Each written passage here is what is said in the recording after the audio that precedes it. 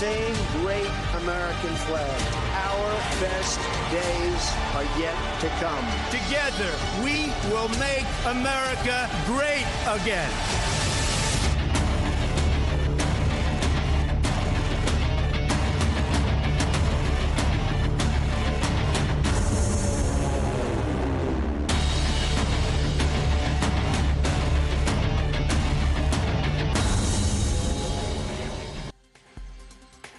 Ladies and gentlemen, a very good evening. What a day this is going to be. Remember Donald Trump, they hate him.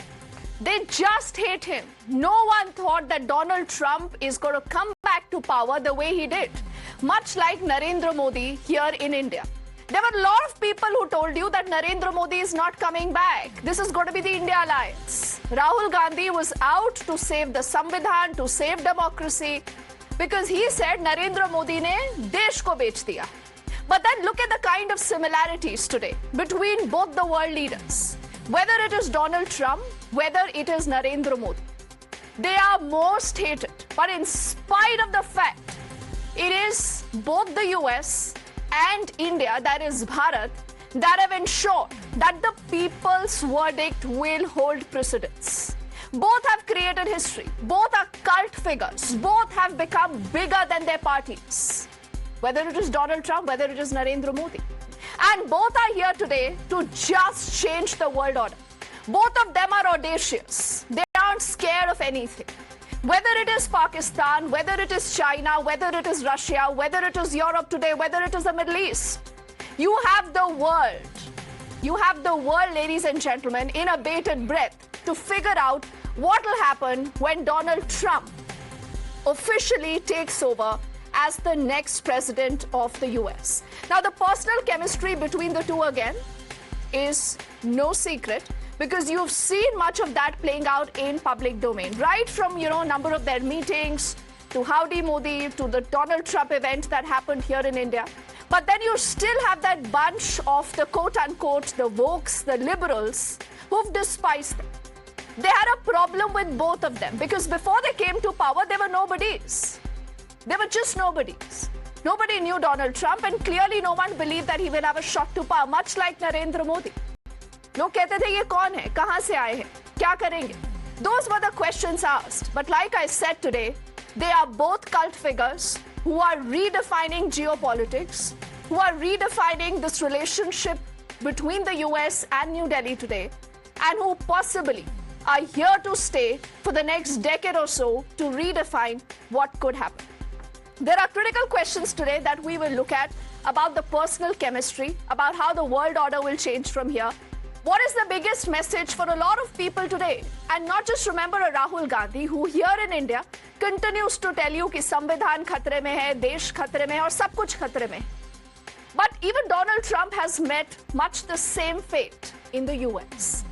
We also have an interesting panel of guests joining us. I also have our colleague Srinjoy with us here in our studios because this is a conversation that should be played out, I think, on multiple levels. And it is such a pleasure right now to introduce Kamal Sivil, who's a former Foreign Secretary, joining us. Lisa Curtis is Director of the Indo-Pacific Security Program at the Center for a New American Security and the former Deputy Assistant to the President and the Senior Director for South and Central Asia National Security Council. Joining us also is Peter Kuznick, the author, along with Brahma Chalani, the Strategic Affairs expert. And Lisa and all gentlemen, with your permission, I want to give the floor first to Srinjoy.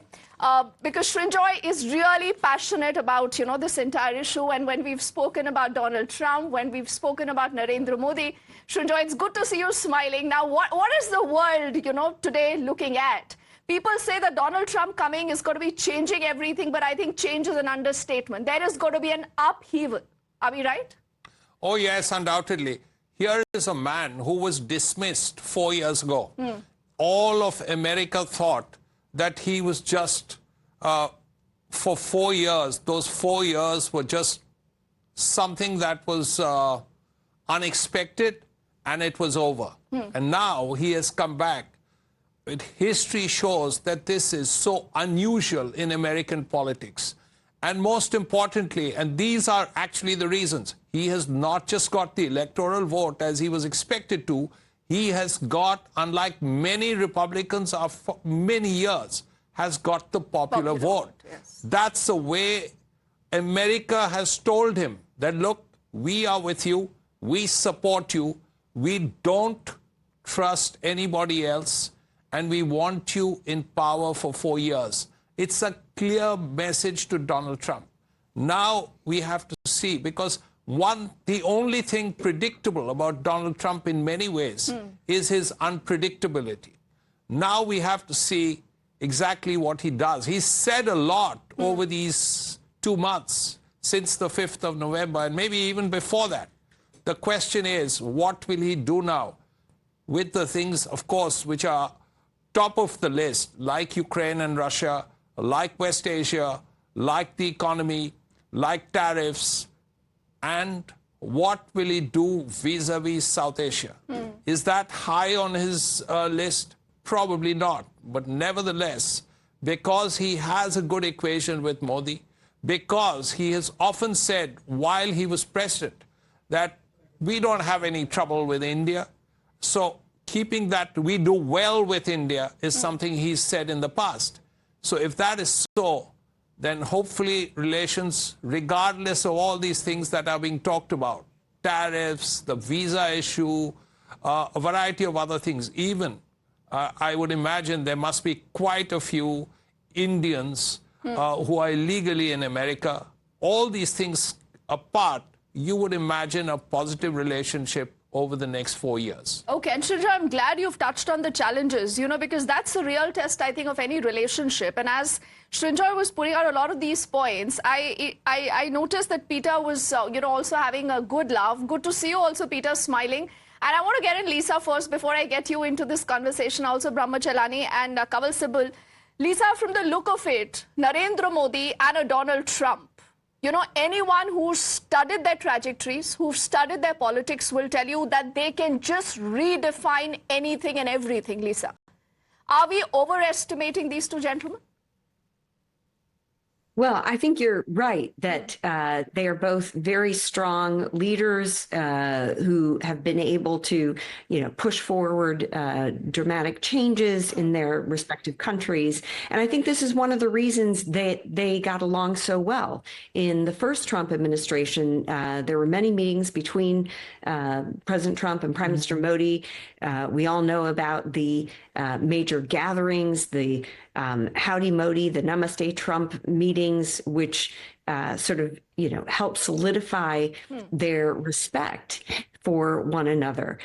So I think that's certainly an issue. And as, the previous speaker just said, we've seen a remarkable political comeback by President Trump. This is something that, doesn't happen every year in American politics. So this is something definitely worth noting. And I think, President Trump has, he's learned a lot from the first administration. He knows how to get things done. He knows what he needs to do. He also has a friendly Congress. So, there's a lot of things in place that demonstrate he will be a strong leader. He will be able to push forward with his agenda.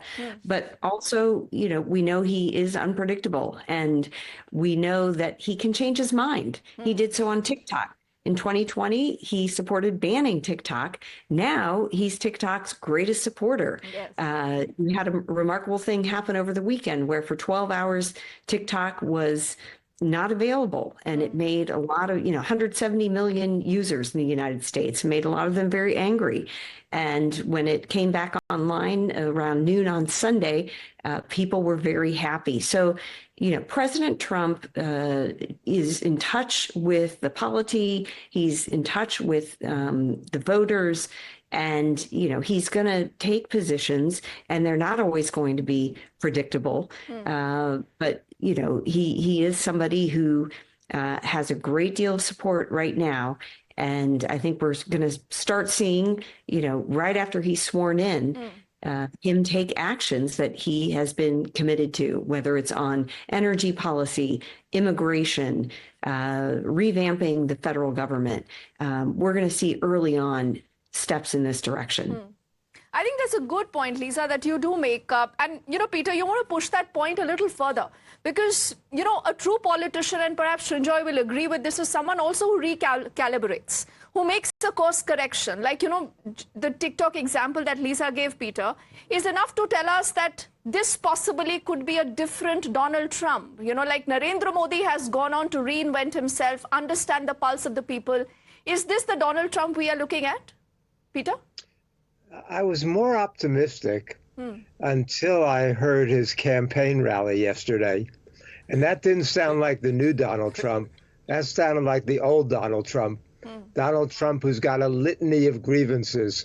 Donald Trump who wants to go after his enemies. Donald Trump who wants mass deportation of immigrants. This was the ugly Donald Trump. There's another side when he's more welcoming. The fact that the vice president of China is going to be at the inauguration today. The fact that, as Lisa was saying about TikTok, that he's reversed himself on that he says that he wants his first overseas trip to be to China. So the Donald Trump during the campaign was talking about 60% tariffs on all Chinese imports and maybe 100% on electrical vehicles. Now is sounding very different. So I think we all have this question mark. Which Donald Trump are we going to get? And which day are we going to get which Donald Trump? Because he's on both sides or all sides of many issues because he doesn't have fixed, firm beliefs or principles or worldview. That's why we talk about him being transactional. So could he do good things? He certainly did on the ceasefire in Gaza. We have to give him credit for that. Biden, it was terrible. And Kamala Harris, when it came to that, they financed and armed the Israeli destruction of Gaza. And that was a big thing that hurt Kamala Harris, especially with young people in this election. And Trump put pressure on Netanyahu to agree to the ceasefire, and it finally happened after 15 months. He said he wants to end the war in Ukraine. Now, if they won, he says, but his advisors say it might take 6 months. But let's see that happen. If he wants to improve relations with China as well as with India, that would be a wonderful thing. But if he's going to start off by deporting millions of immigrants, then he's going to get into trouble. Even the relation with India, the H-1B visas was a big dividing point among his followers, where Musk and the tech guys and the business community wants the H-1B visas, 70% of which go to Indian immigrants. His base does not want that. And Trump, so we're going to see these splits. It's not going to be as easy as people think. He's got a narrow margin in the House, a little bit more room in the Senate. And a lot of his policies are much more popular than he is as an individual. So it depends on, he's got the opportunity to do some really good things, or he can do really destructive things. We need to see which way he's going to go. Okay. And clearly we are not hedging our bets, no, Srinjoy, when it comes to this, because like Peter said, it's a different Donald Trump in the morning, different by the evening. Mr. Sibal, before I get Brahmachalani into this conversation, what is your reading, sir, of what Donald Trump and Modi could effectively do together? You believe that their personal chemistry that we have seen multiple times, both of them really, understanding the pulse of the people, understanding how the world is changing, its requirements are changing, could lead to something drastic here? I think we should be very, very careful not to draw parallels that you are drawing between Trump and Modi. They are totally different politicians, totally different mindset, totally different policies. Modi is not unpredictable, whereas Trump is unpredictable. Trump, as was rightly said, takes positions and he can move in either direction depending on how things go. This is not characteristic of Modi at all. I also think it does a bit of disservice to Modi himself if he draw this parallel too much. But look at what Trump is doing. He's claiming Greenland, he's claiming Canada, this cartographic aggression, claiming Mexico wanting to change not Mexico, the Panama, and wanting to change the name of Gulf of Mexico to the Gulf of America. These are kind of traits of personality that Modi does not have. And Modi is not transactional the way Trump is. So I would suggest a lot of caution in drawing this kind of a personality parallel and policy parallel. And also an impression that their geopolitical views are similar. Now, insofar as the relationship is concerned, the chemistry is concerned, it will be certainly helpful. There's no doubt about that. They can talk to each other, they can reach out to each other, and on the other hand, and on the other side, on Trump's side, there would be already a kind of willingness to treat what Modi says as coming from a friend. So that kind of an advantage is there. More than that, his appointees as Secretary of State, National Security Advisor, and what have you, and if the Director of National Intelligence is confirmed, even her, these are assets that we have in the new administration, which will give us channels of communication would be important in terms of reaching out to Trump and to the White House. Now, point is that there are really no deep, I won't say deep, there are no real strategic differences between India and the United States. I mean, the issue of tariffs, or that Trump wants India to reduce tariffs and sell more agricultural products and this and that, this is a matter of negotiation. This is not strategic. On real strategic issues, in his first term, he is the one who raised the Quad to the foreign minister's level. He is the one it's under him that the US Pacific Command was changed into the Indo-Pacific Command. So he's committed to the Indo-Pacific concept. On China, he is giving contradictory signals. I don't know how he's going to reconcile them, because the people he has around him, whom he has given policy responsibilities, are China hawks. You should see the confirmation hearing of Mark Rubio and what he said about China. Now, how he's going to reconcile that, whether this is part of his unpredictable approach where he puts the other side on the defensive and the other side thinking that if they don't oblige him in some way or the other, he may actually do far more damage to them than if they made some concessions here and there. If this is the game he's playing, fine. But there is something he said, and he doesn't understand, and he doesn't appreciate how this can be understood elsewhere and the nuances of it. He said a few days ago that China and USA together can solve all the problems of the world. Now, some may think that this is a kind of open door to a G2. He may not have meant it that way, but I don't think he gives much thought to what he's saying and how it can be interpreted. And the only person that he has named as someone who he invited to the inauguration is Xi Jinping. He's not talked about others and some of the other things that were said about his first visit to China and all that. These are all signals which we have to look at very carefully, and we will need also, as some others, to really hedge against this unpredictability. The basic relationship, and I'll end here, the basic relationship between India and the United States is very strong. And to my mind, it'll get built up. But there'll be hiccups, there'll be problems of dealing with Trump's unpredictability, but the general direction would remain positive. Okay. Just taking a fig leaf from what Mr. Sibal has said, Brahmachalani, Modi says that India is going to be that Vishwaguru. Then you have Donald Trump, who speaks about making America great again. Now, clearly there are a lot of differences, but then like Mr. Sibal said, there possibly could be a lot of, problems also. There could be a lot of other constraints between the two countries right now, and the way the two leaders respond to situations.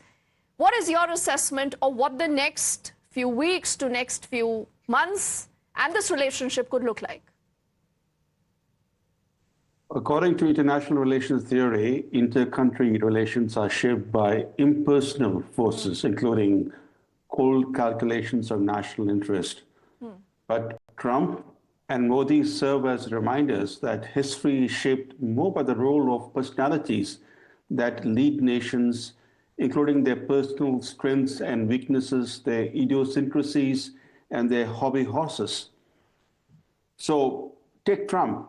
Trump may stand up for his beliefs. That is one of his strengths. But his personal traits and characteristics also bear his personality flaws. So we have to look at how the personalities, whether in the inter-country context or in the case of Trump, how he's going to lead the U.S. But I think in the U.S.-India context, we should not forget that even though, as Ambassador Sybil rightly pointed out, that the U.S.-India relationship is fundamentally strong, in the last couple of years, this relationship has come under strain.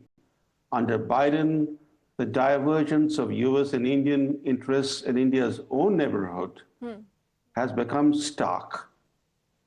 For example, the Biden administration was giving support to military-backed regimes in Bangladesh and Pakistan, but seeking to overthrow Myanmar's military junta through stringent sanctions and quote-unquote non-lethal military aid to rebels, even as some of that military aid began flowing into India's Manipur state, accentuating the ethnic conflict in Manipur.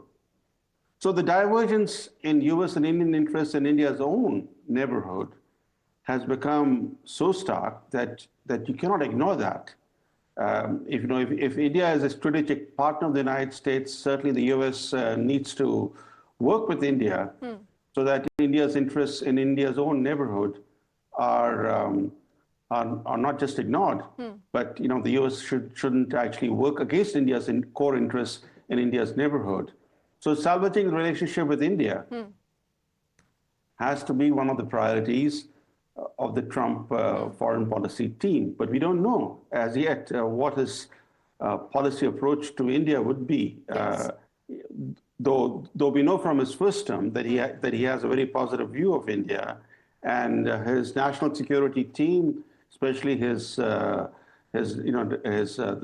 nominees for Secretary of State and for National Security Advisor, are both friends of India. But we don't know yet what his full team would look like and what the actual policy will be toward India. So yes. And Brahmacharani, apologies, I'm just interrupting you here, but I'm told we have Jessica Stone, the Voice of America correspondent, live with us. I want to take it across to her. Jessica, thank you so much for holding by. It's a big day. There are a lot of interesting conversations we were having here in the studio, so thank you again for your patience.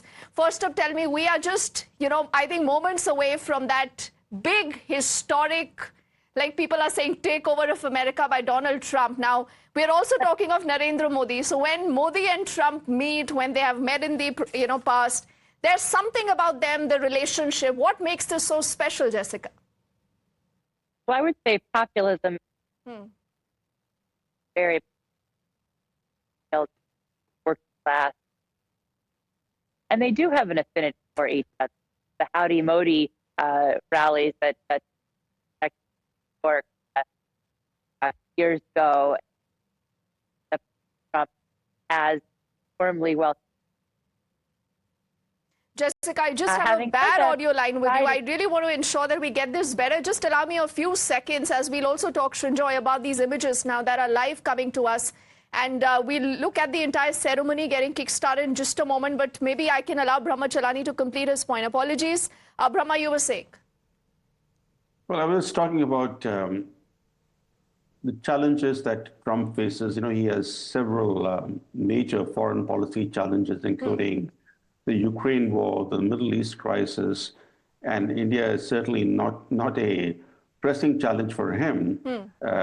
So we'll have to wait and watch as to how he approaches the India issue. But certainly, if you go to his larger personality and the way he combines flattery with threats to achieve his foreign policy objectives, and we have seen how even before his inauguration, how he managed to use threats in the case of, threat of 25% tariff on Canadian exports to the U.S. That threat precipitated a crisis in Canada's governing Liberal Party that proved the last straw for the deeply unpopular Trudeau, who decided to resign.